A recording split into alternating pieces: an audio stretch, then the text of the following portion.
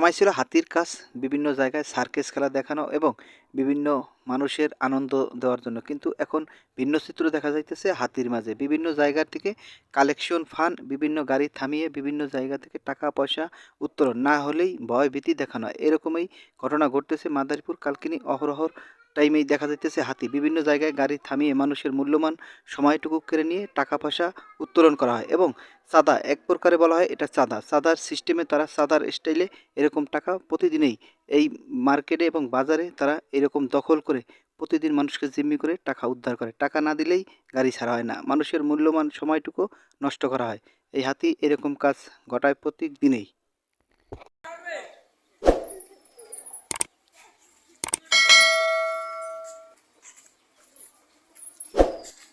প্রতিদিনই মানুষের নুন আনতে পান্তা ফুরায় এবং সম্পূর্ণ মালের দাম বেশি। তারপরেও যদি হাতির এই উদ্ধত্ত মানুষের নাগালের উপরে দিয়ে প্রতিদিন করে, এখনও সময় আছে জনপ্রশাসন যারা আছেন এই হাতিকে না রুখে দাঁড়ালে একটি চাঁদা প্রান্তে গেছে প্রত্যেকদিন তাদের ২,০০০, ৫,০০০, ১০,০০০ টাকা পর্যন্ত ইনকাম। এরকম হলে সাধারণ মানুষ বিভক্তি হয় এবং মানুষ অনিচ্ছার পর এই টাকা পয়সা দিতে থাকে।